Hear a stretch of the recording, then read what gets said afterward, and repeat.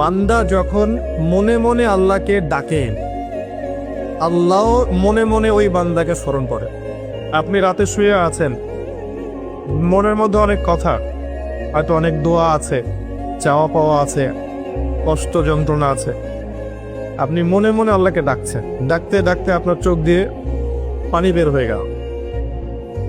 আপনি বুঝে নিয়েন ঠিক ওই মুহূর্তে আল্লাহ আপনাকে স্মরণ করেছে এবং আল্লাহ আমাদের খুব কাছে আছে।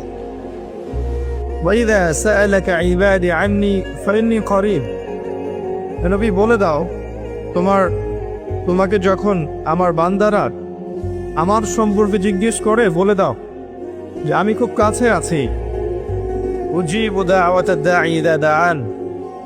দোয়াকারী যখন আমাকে ডাকে আমি তার দোয়া শুনি। আল্লাহ আমাদের খুব কাছে আছে। কত কাছে? যদি আপনি মনে মনে আল্লাহকে স্মরণ করেন, আল্লাহ মনে মনে আপনাকে স্মরণ করবেন। যদি আপনি একটা সমাবেশের মধ্যে আল্লাহকে স্মরণ করেন, আল্লাহ এর চেয়ে উত্তম সমাবেশে আমাদের কথা স্মরণ করবেন। আল্লাহ পাক এত কাছে আছেন যে প্রত্যেক রাতের শেষ অংশে আল্লাহ পাক প্রথম আকাশে নেমে আসেন। আল্লাহর নেমে আসাটা কেমন সেটা আমরা ব্যাখ্যা করতে পারব না। এটা ব্যাখ্যা করার জ্ঞান যোগ্যতা কোনোটাই আমাদের নেই। আল্লাহর রহমত নিকটবর্তী হয়, বেশি গল্প।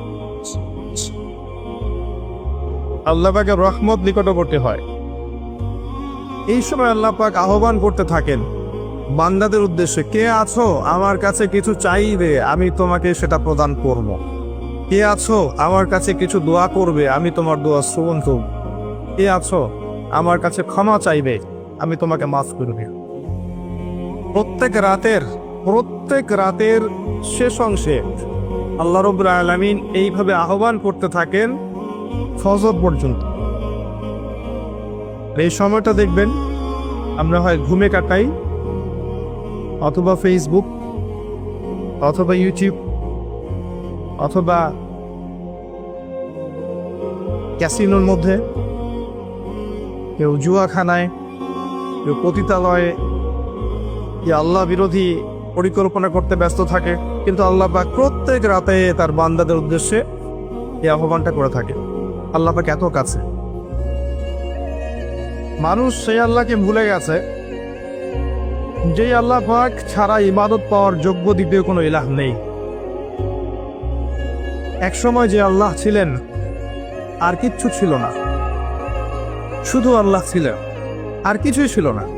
এই মহাবিশ্বের কিচ্ছু ছিল না। এক সময় শুধু আল্লাহ থাকবেন, এই মহাবিশ্বের কিচ্ছু থাকবে না।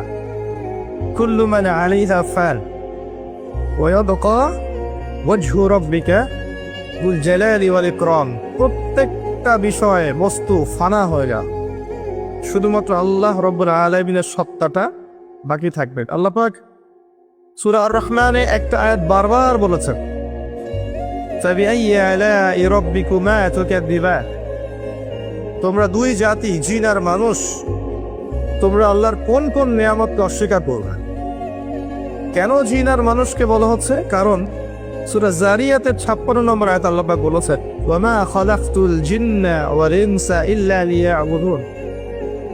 আমি জিন আর মানুষকে শুধুমাত্র আমার ইবাদত করার জন্য সৃষ্টি করেছি। এই কারণে জিন আর মানুষকে উদ্দেশ্য করে আল্লাহ পাক সূরা আর-রহমানে বারবার বলছেন, তোমরা আমার কোন কোন নিয়ামতকে অস্বীকার করবে। আল্লাহ রাব্বুল আলামিন এই সূরার মধ্যে বলেছেন যে আল্লাহ পাক তার সৃষ্টির এই যে কাজ, এতে ব্যস্ত থাকেন, প্রত্যেকটা মুহূর্ত তিনি ব্যস্ত থাকেন।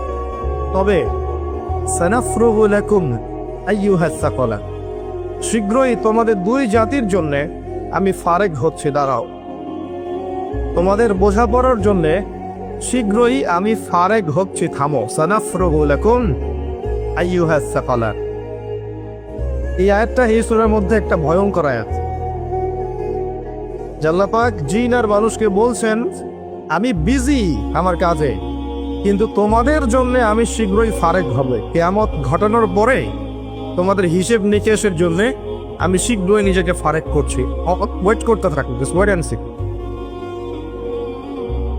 মানুষ সে আল্লাহকে ভুলে গেছে যে আল্লাহ রাব্বুল আলামিন এখন জানেন যে আপনি কতদিন বাঁচবেন, জীবনে কি করবেন, কোন দিন আপনি কোন কোন বেলায় কি কি খাবার খাবেন, কোথায় কোথায় আপনি কি কি পাপ করবেন এবং কোথায় কোথায় আপনি কি কি পুণ্য করবেন। আল্লাহ পাক এখনই জানেন।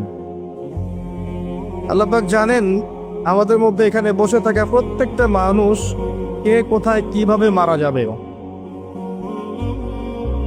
কার জীবনে কি আছে, কার পরকালে কি আছে। আমাদের এখানকার মানুষদের মধ্যে কে কবরের প্রশ্নের উত্তর দিতে পারবে, কে পারবে না, আল্লাহ এখনই জানেন।